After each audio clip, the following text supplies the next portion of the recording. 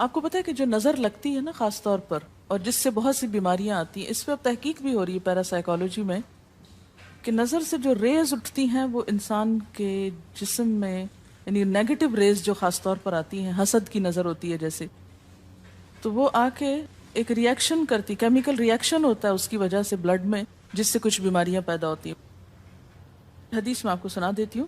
حضرت ام سلمہ سے روایت ہے کہ آپ صلی اللہ علیہ وسلم نے ایک لڑکی کے چہرے پر کالے پیلے رنگ کا نشان دیکھا تو آپ نے فرمایا اسے نظر بد لگ گئی ہے، اس پر دم کرو۔ حضرت جابر کہتے ہیں کہ آپ صلی اللہ علیہ وسلم نے آل حزم کو سانپ کے ڈسنے کی وجہ سے دم کرنے کی رخصت دی، اور آپ نے اسما بنت امیس سے پوچھا کیا وجہ ہے کہ میرے بھتیجے کمزور ہیں، کیا فقر و فاقہ کا شکار ہیں، یعنی کھانے پینے کے باوجود یہ کیوں کمزور ہیں، کیا ان کو کچھ کھانے کو نہیں ملتا؟ انہوں نے کہا نہیں، بلکہ انہیں نظر بد بہت جلد لگ جاتی ہے، تو آپ نے فرمایا ان پر دم کیا کرو۔ یعنی جس بیماری کی سمجھ میں نہ آئے کہ کھائے پیے بھی انسان جوان بھی ہو لیکن اس کو صحت ہو ہی نہ، کوئی ظاہری سبب معلوم ہی نہ ہو، تو ایسے شخص پر دم کرنا چاہیے۔ حضرت عائشہ صدیقہ کہتی ہیں کہ رسول اللہ صلی اللہ علیہ وسلم نظر بد کی وجہ سے دم کرنے کا حکم دیتے تھے۔ حضرت انس کہتے ہیں کہ آپ صلی اللہ علیہ وسلم نے نظر بد اور بچھو وغیرہ کے ڈسنے سے اور پھوڑوں سے دم کرنے کی اجازت دی، یعنی پھوڑے وغیرہ جو ہوتے ہیں نا اس پر بھی دم کی اجازت دی، تو جسمانی بیماری ہے نا۔ اور نظر کے بارے میں تو یہ بھی کہا گیا ہے، حدیث میں آتا ہے کہ نظر بد کا لگنا حق ہے، انسان کو اونچے پہاڑ سے گرا سکتی، کیونکہ ہوتا کیا ہے کہ جب ایک خاص اینگل سے دیکھا جاتا ہے تو دوسرے انسان کے جسم میں جیسے لرزہ سا آ جاتا ہے نا، اور انسان ہل جاتا ہے۔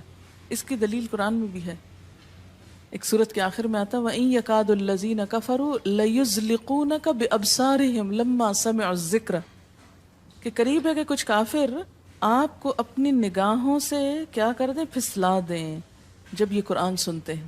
یعنی وہ سننے نہیں آتے تھے، صرف آپ کو گھورتے رہتے تھے۔ اور کس لیے گھورتے رہتے تھے؟ تاکہ آپ بول نہ سکیں، آپ لرز جائیں، ڈگمگا جائیں، اپنا کام چھوڑ دیں، بری نیت سے آتے تھے۔ وَيَقُولُونَ إِنَّهُ لَمَجْنُونَ، کہتے ہیں کہ یہ تو مجنون ہو گیا۔ آپ صلی اللہ علیہ وسلم نے فرمایا نظر بد حق ہے، اگر تقدیر سے کوئی چیز سبقت لے جا سکتی ہوتی تو وہ نظر بد ہے۔ پتہ کیسے چلے؟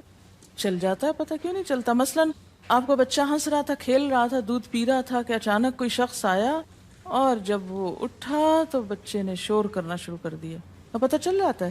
بعض اوقات گھر ہی کے لوگوں کی لگ جاتی، بعض اوقات محبت سے بھی لگ جاتی، کہ بچہ کھیل رہا تھا، آپ دیکھتے کہ وہ گر پڑا، اچانک رونا دھونا شروع ہو گیا، سر پٹ گیا۔ حدیث میں آتا ہے نظر بد انسان کو موت تک اور اونٹ کو ہانڈی تک پہنچا دیتی ہے۔ اونٹ کو ہانڈی تک پہنچانے کا مطلب کیا ہے؟ ذبح کرنا پڑ جاتا ہے، تڑپنے لگتا ہے۔ آپ صلی اللہ علیہ وسلم نے فرمایا اللہ کی قضاء اور تقدیر کے بعد سب سے زیادہ نظر بد کی وجہ سے میری امت میں اموات ہوں گی۔ آپ صلی اللہ علیہ وسلم نے فرمایا نظر بد سے اللہ کی پناہ طلب کیا کرو، کیونکہ نظر بد کا لگنا حق ہے۔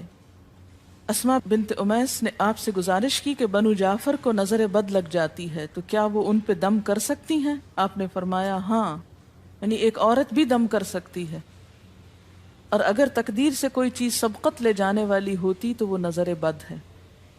آپ نے فرمایا بے شک نظر بد انسان پر اثر انداز ہوتی ہے، حتیٰ کہ اگر وہ ایک اونچی جگہ پر ہو تو نظر کی وجہ سے گر بھی سکتا ہے، یعنی فزیکلی بھی اثر انداز ہوتی ہے۔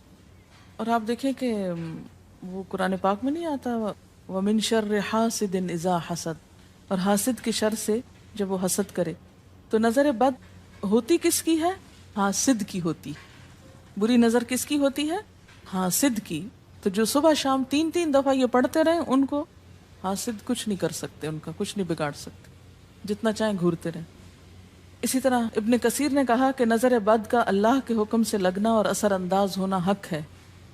تو جب اللہ کی پناہ لیتے ہیں نا قل اعوذ برب الفلق قل اعوذ برب الناس، تو آپ نے اللہ کے پناہ لے لی، شیلٹر میں آ گئے آپ۔ اب ہر چیز بیکار ہو رہی ہے، سب نظریں وظریں، اور اگر لگتی بھی ہے انسان کو تو کس سے؟ اللہ کے اذن سے لگتی۔ حافظ ابن حجر کہتے ہیں کہ نظر بد کی حقیقت کچھ یوں ہے کہ ایک خبیث الطبع انسان اپنی حاسدانہ نظر جس شخص پر ڈالے تو اسے نقصان پہنچے۔ ابن قیم کہتے ہیں کچھ کم علم لوگوں نے نظر بد کی تاثیر کو باطل قرار دیا ہے اور ان کا کہنا ہے کہ یہ محض توہم پرستی ہے اور اس کی کوئی حقیقت نہیں، لیکن حقیقت یہ ہے کہ یہ لوگ سب سے زیادہ جاہل اور ارواح کی صفات اور ان کی تاثیر سے ناواقف ہیں اور ان کی عقلوں پہ پردہ پڑا ہوا ہے، جبکہ تمام امتوں کے عقلاء باوجود اختلاف مذاہب کے نظر بد سے انکار نہیں کرتے. یعنی صرف اسلام میں نہیں، دیگر مذاہب میں بھی یہ کانسیپٹ پایا جاتا ہے.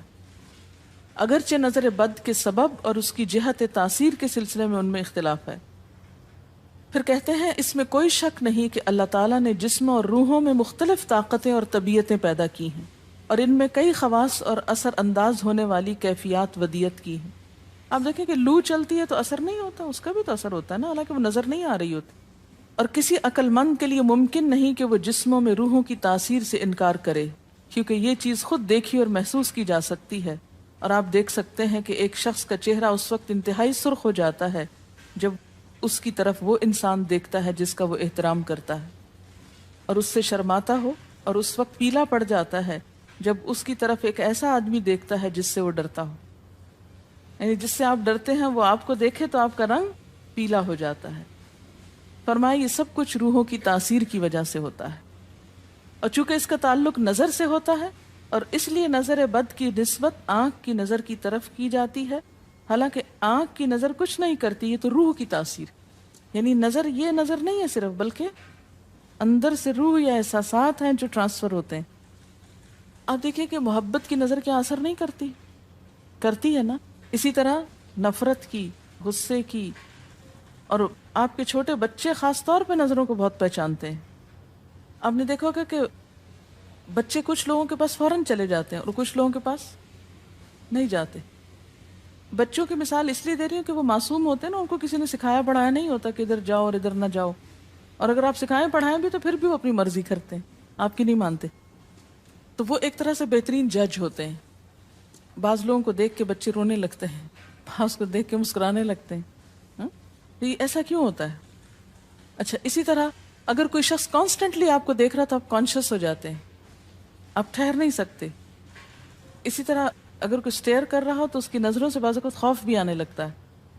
اللہ نے کیسی کیسی طاقتیں انسان کو دی ہیں. سلطان النصیرہ.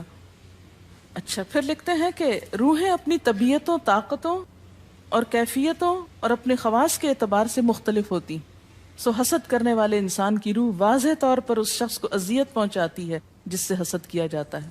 ویسے بھی تو آپ دیکھیں نا، وہ رویے ایک دم آپ پہچان لیتے ہیں. یہی وجہ ہے کہ اللہ تعالیٰ نے حاسد کے شر سے پناہ طلب کرنے کا حکم دیا ہے. حاسد کی تاثیر ایک ایسی چیز ہے جس سے وہی انکار کر سکتا ہے جو حقیقت انسانیت سے خارج ہو.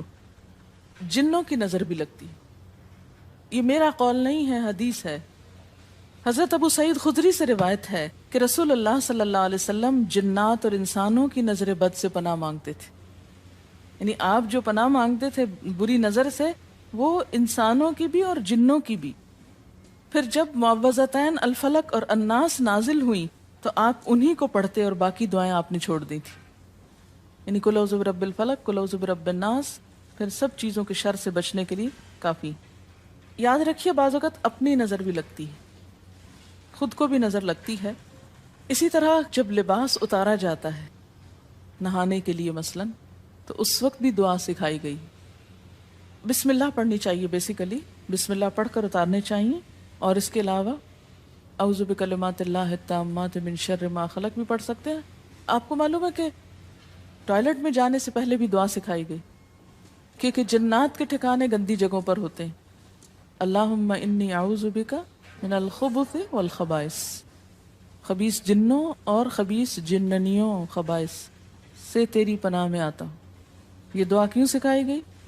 اسی لیے کہ اگر آپ وہاں پر موجود ہیں اور خصوصاً اگر آپ بے لباس ہیں تو بھی ایسی چیزوں کی نظر بھی لگ سکتی ہے اور وہ چیزیں اثر انداز بھی ہو سکتی. اسی لیے بلا ضرورت تنہائی میں بھی بے لباس ہونے سے منع کیا گیا ہے. بعض لوگوں کی عادت ہوتی ہے نا کہ وہ نہانے بیٹھتے ہیں تو وہی کپڑے دھونے شروع کر دیتے ہیں، اور نہیں، بس فوراً اپنے آپ کو ڈھانکنے کی کوشش کریں. بلا ضرورت زیادہ دیر بے لباس نہ رہے. ایک حدیث میں آتا ہے، ابو امامہ کہتے ہیں کہ میرے باپ سہل بن حنیف نے غسل کا ارادہ کیا اور جب قمیص اتاری تو عامر بن ربیعہ ان کی طرف دیکھ رہے تھے۔ ان کا رنگ انتہائی سفید تھا اور جلد بہت خوبصورت تھی۔ عامر نے دیکھتے ہی کہا، میں نے آج تک اتنی خوبصورت جلد کسی کنواری لڑکی کی بھی نہیں دیکھی۔ ان کا یہ کہنا تھا کہ سہل کو شدید بخار شروع ہو گیا۔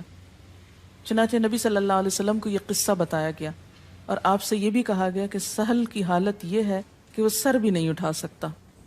آپ نے پوچھا، کیا تمہیں کسی پہ شک ہے؟ انہوں نے کہا، جی ہاں، عامر بن ربیعہ پہ ہو سکتا ہے۔ آپ نے انہیں بلوایا اور ناراضگی کا اظہار کرتے ہوئے فرمایا، تم میں سے کوئی ایک کیوں اپنے بھائی کو قتل کرتا ہے؟ کیا تم بارک اللہ نہیں کہہ سکتے تھے؟ اس لیے اب غسل کرو، اور اس غسل کا پانی کس پہ ڈالا جائے؟ جس کو نظر لگی۔ عامر نے اپنا چہرہ، ہاتھ، کوہنیاں، ٹخنے، پاؤں اور اپنی چادر کے اندرونی حصے دھوئے، پھر اسی پانی کو آپ نے سہل کے اوپر پیچھے سے بہا دی، یہ نہیں کہ اس کے منہ پہ ڈالنا، پیچھے سے بہا دیا، اور سہل فوراً ٹھیک ہو گئے۔ اس کا طریقہ بتایا گیا اس غسل کا۔ ابن شہاب زہری کا کہنا ہے کہ ہمارے زمانے کے علماء نے غسل کی یہ کیفیت بیان کی ہے، جس آدمی کی نظر لگی ہو اس کے سامنے ایک برتن رکھ دیا جائے جس میں وہ سب سے پہلے کلی کرے اور پانی اسی برتن میں گرائے، پھر اپنا چہرہ دھوئے، پھر اسی پانی کے ذریعے اپنے ہتھیلیاں، دائیں ہاتھ اور ہتھیلی پہ پانی بہائے، پھر بائیں پر، اور پھر دائیں کوہنی پر، پھر بائیں کوہنی پر، پھر بائیں ہاتھ سے اپنا دایاں پاؤں دھوئے، پھر دائیں ہاتھ سے بایاں پاؤں دھوئے، اور پھر اسی طرح گھٹنوں پہ پانی بہائے، اور پھر یاد رہے کہ سارا پانی برتن کے اندر جائے، اور اس کے بعد جس شخص کو نظر لگی ہو اس کے سر کی پچھلی جانب سے وہ پانی ایک ہی بار بہا دیا جائے۔ حضرت عائشہ کہتی ہیں کہ جس شخص کو بری نظر لگتی اس کو اسی طرح غسل کروایا جاتا ہے۔ اب بعض اوقات یہ نہیں پتہ چلتا کس کی لگی، ایسی صورت میں پھر طریقہ کیا ہے علاج کا؟ مریض کے سر پہ ہاتھ رکھ کر یہ دعا پڑھی جائے، بسم اللہ ارقیک من کل داء یؤذیک من کل نفس او عین حاسد اللہ یشفیک بسم اللہ ارقیک۔